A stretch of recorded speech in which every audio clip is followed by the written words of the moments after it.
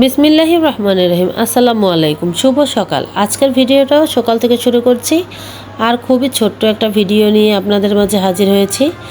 আর এ হচ্ছে একটি জবা ফুল, আর এই গাছটি তো আমি এনেছিলাম একটি নার্সারি থেকে। এ হচ্ছে ইন্ডিয়ান জবা, খুবই সুন্দর, ফুলটা অনেক সুন্দর দেখাচ্ছে। তো আপনাদের সবাইকে এই জবা ফুলের শুভেচ্ছা। তো আজকে তো রোদ ওঠেনি, কিন্তু অনেক গরম, মেঘলা মেঘলা আকাশ আর প্রচণ্ড গরম ছিল।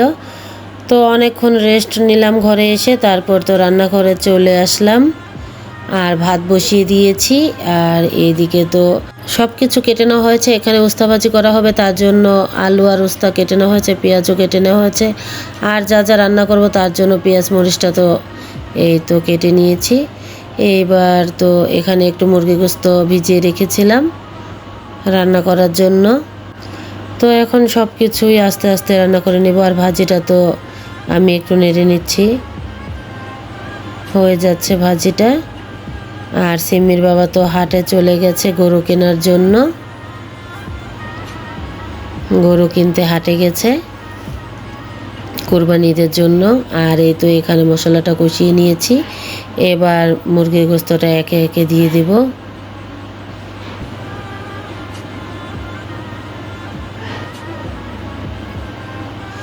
তো এবার এক এক করে মুরগি গোস্তটা দিয়ে এবার ভালোভাবে মিশিয়ে নিচ্ছি। তো নেড়ে চেড়ে ভালোভাবে কষিয়ে নিচ্ছি মুরগি গোস্তটা। আর এখন তো ভালোভাবে কষানো হয়ে গেছে, এর মধ্যে পর্যাপ্ত পরিমাণের পানি দিয়ে দিচ্ছি। আর এই তো পানিটা দেওয়ার পরে এবার ভালোভাবে একটু নেড়ে মিশিয়ে নিব, আর মিশিয়ে ঢাকা দিয়ে দেব।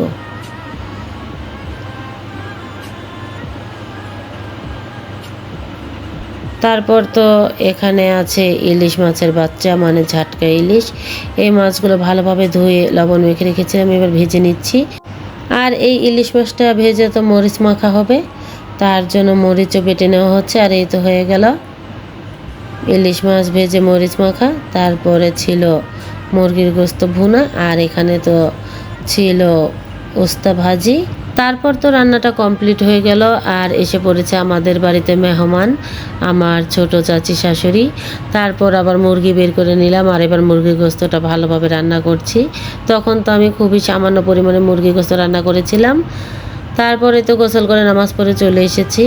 আর এ তো সবাইকে বেড়ে দিয়েছি ভাত, সবাই এখন খেতে বসে পড়বে। তো এ হচ্ছে আমার ছোট চাচা শ্বশুরের ছেলে, মানে আমাদের দেবর হয়।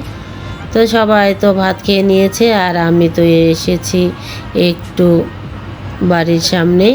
আর এসে দেখি সিম্মির বাবা চলে এসেছে গরু নিয়ে। আর দেখুন দূর থেকে দেখা যাচ্ছে গরুটা নামানোর পরে দৌড় দিয়েছে। তো অনেক কষ্ট করে গরুটা আনা হয়েছে, আলহামদুলিল্লাহ।